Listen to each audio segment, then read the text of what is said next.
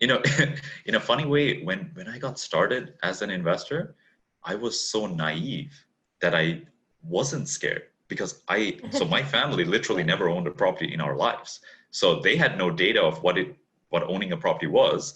I was, to be honest, I was 17 when I was looking for my first property and 18 when we bought it.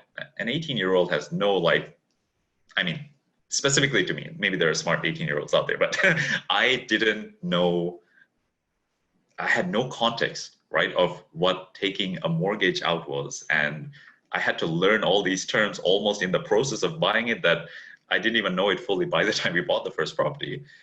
And the funny part is most of the fears that most beginner investors have, most of those things happened to us. Like we had a vacancy of like 6 months long, right? Crazy, crazy experience. We had, when we bought the first properties, we had both our tenants leave at the same time. And then we found two new tenants. And Mhm. in the first 2 years, that happened twice. So we were living in Toronto at this time, my family, and we'd be driving up to Barrie to show it one day, to Cambridge to show it the next day, twice per week, twice on each property. It was But how a much do really, you actually, you learn so much by going in and making those mistakes. I will say, the yeah, opposite could hurt you too, where you overanalyze everything and you know yes, so much that yeah, you just sit there waiting for that perfect deal. That a perfect deal probably won't come for a very, very long time, right? absolutely. And so I think there's a good balance between the two, between just Yeah, jumping in and not knowing anything versus and the opposite of just not doing anything because you're so scared because you know too much. And yeah, I'll tell you that the most that you will learn is by doing it and making some of those mistakes. 100%, Hopefully they're 100%. not expensive mistakes and you can learn Yeah, from others yeah, expensive mistakes so that they don't need to be yours. yeah, yeah, But absolutely. it's good to see because you would not be where you are today if you didn't jump in at that point in time, likely, right? And Yeah, I say real estate is very forgiving in a way. Hang on to it for long enough, and even a $20,000 mistake at some point just erases itself in a way. yeah, yeah. And I think I had the blessing of working with a realtor that understood investment. She was an investor herself. She had been doing that for a good few years. She managed her own properties. So she had that experience of finding tenants going through the process.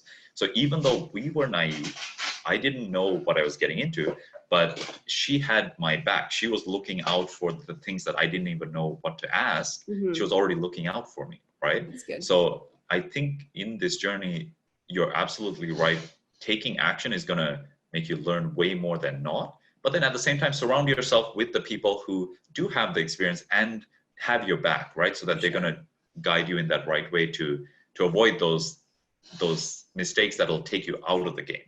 That's the Absolutely. worst, right? If you have a mistake that takes you out of the game, quit real estate, sell all your properties, you can't get back from that. But if it's mistakes like the vacancy, for example, you're absolutely right. We spent, I think, $26,000 or something along that line in terms of carrying cost. So me and my brother, so something I'll probably never do ever again, but we realized that it was our inexperience that led to such a long vacancy. So me and my brother told my family that, listen, we'll cover the carrying cost because it's kind of on us. That was our role. And because we didn't know what to do, we'll cough it up. We never got that money back until we sold the properties, right? So that was like our tuition to learn and really learn. And that pain sometimes is really what you need to take that step forward. I could see that the realtor I was working with gave me so much value, right? Because I was a new investor, I didn't know anything. She was teaching me all the steps along the way. And at that time I was kind of thinking, okay, what career can I do? I'm super interested in investing. I can't really see any other career path. Why don't I just go deep into this and actually teach others what I've learned to that point? And I didn't really know that much, but it was still enough that I could start helping others to get into the game. So you're absolutely right that building a team, finding a realtor, right, and utilizing their network is a big part. This may kind of go back though in terms of what you mentioned about coaching, right? Having a coach. I notice within my own clients and even in my own business. So I've hired real estate coaches, and even specifically as an agent, I've hired a coach who trains real estate agents for the last 2 years, the money spent in coaching, it's ridiculous the rate of return you get. Because when someone ahead of you in the game can point you in the right direction and help you see the things that you don't even see, it moves the needle way more than pretty much anything you can do. So this is the funny thing though. A new investor considering paying a large amount of money in coaching, it's a scary thought, but it's hard to convince someone otherwise. But if they did that with the long term in mind, that they're going to do this for the next 10 years, get set up on the right foundation to begin with, and then have that accountability of having a coach to give them that little push when the fear starts setting in to get started, they will actually, like, looking back even at myself, right? I had a realtor that understood investment, so that was a big part of it. But had I invested in a coach right from the get-go, I would have probably done more. But anyways, I'm still grateful for the journey that I've had. But I can really see even within my clients, like one client in particular, he's now on his 7th duplex conversion.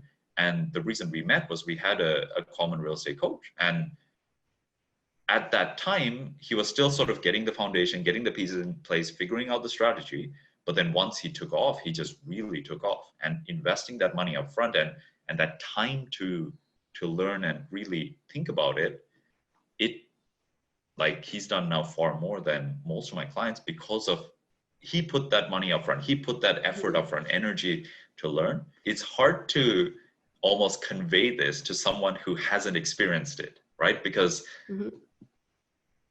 like, even for myself, when I got started, like, the idea of paying like $10,000 to a coach, that's what I paid to my current coach each year. And I'm like, that's the best money I'm spending in my business. All the money on advertising, marketing, or like all these other expenses, are the rate of return on coaching is like, it's ridiculous, right? So anyways. So what's your strategy? Like, I mean, you talked a little bit about basement conversions, duplexing, you've talked about Welland, walk us through that a bit, what you do. Yeah, so if I can share just how I got to that point. So duplex conversions are my bread and butter right now. That's where I'm seeing the most value. But I took this long path to get to that point. First of all, I was doing work in the Hamilton market, right? And then I was just noticing prices were increasing, multiple offers. And I was like, okay, where is the trend going to, right? At that time, it was moving towards St. Catharines. So started looking at St. Catharines. And then I found out that the city of St. Catharines is actually quite difficult. I did a duplex conversion there, and some of the building inspectors can be very challenging. The planning department can be quite challenging. So my project there, another horror story, but it worked out. It took 1 year and 3 months from start to finish of our duplex conversion. Now, we had many, many challenges. Part of it was us, part of it was, our team that we had to do that project, but it was definitely a painful experience for us, our joint venture partners. It was vacant for that entire time. We didn't have one unit to rent out. It was a full renovation, top to bottom, carrying costs for that entire time. The renovation went, I think, 50,000 over budget. Crazy. You probably made all the mistakes in the book with that one, but lots of learning, I'm sure. Absolutely. And yeah, so learning from that, I went through this phase of, okay, let's cut the duplex conversion. It's way too much renovations. Let's find something better, right? So I looked for something better, and all I could find is, specifically in the Niagara region, there's not a lot of newer multifamily properties, right? So many of the duplex, triplex, fourplexes were these old 100-year-old properties that some of them were renovated, right? So some of them, all the mechanicals had been taken out, redone, but your floors are sloped, and it's quite a bit of the older style of property. And many of the clients I was working with, they were like, I don't want to buy a property that was built in the 20s, right? They're like, they want a newer property that has like a poured concrete foundation and has like better like bones, so to speak, right? So I was like, okay, where can I get a property that is built not new, but a little bit newer, like 50s through to maybe the 90s, right? Somewhere in that range, but can still cash flow, because I can buy these single families all day long. And in the Niagara region, in a funny way, you can still cash flow on a single family home, but it's tiny, right? If you want if you want to build some margin there, yeah, so I was looking and I was like, okay, so the duplex conversion is a strategy. Investors are doing it, but my experience was painful, right? Where can I learn from this and what can I change to still do it? So what I was looked into at that time was the city of Welland and finding out, okay, this city has a lot of good things going for it. It's a smaller city, a little bit further away. Prices were a little bit less, which helped, right? And then I started to talk to other investors and learn, okay, how good is the planning department? How good are the building inspectors? Has anyone done a conversion here and what was their process like? Yeah. And then going through that, I started to get the feedback. At that time when I started, I didn't know any one person that had done a conversion in Welland, but every other permitted renovation I could hear of seemed to go smoothly. So people would apply for a permit, things would go smoothly.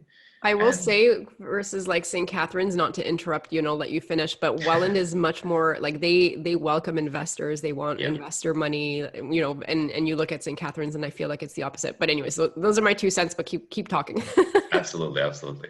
Yeah, so it that learning that was the first step. And then I had this one client who's done the most conversion so far.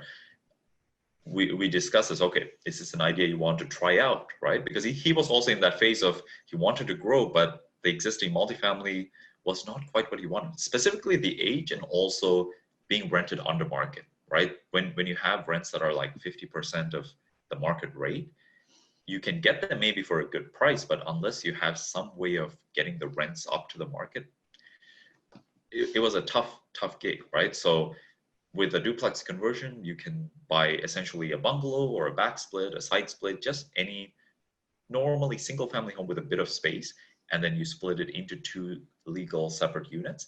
And the nice part about it is you're typically buying it from someone who's from an owner. So they're moving out on the purchase, so it's completely vacant.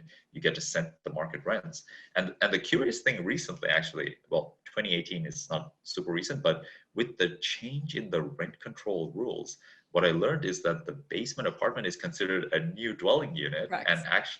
actually doesn't have rent controls, which is which is sweet. So you buy a couple of these, half your portfolio doesn't have rent controls, right? So Yeah, it's absolutely.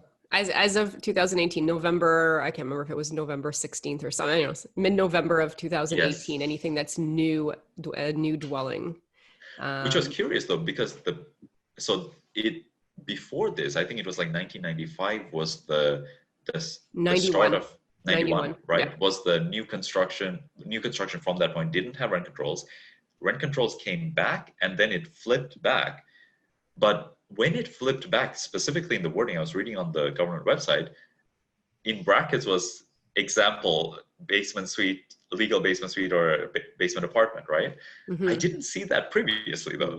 So I mean, previously basement apartments weren't necessarily a common part, right? Ontario had to pass out their rules. So anyways, it's nice. It's just a little bonus, right? You get to set the market rents, and then maybe 10 years into the future, when your rents are significantly on the market, you're not stuck to the 2%. So Yeah,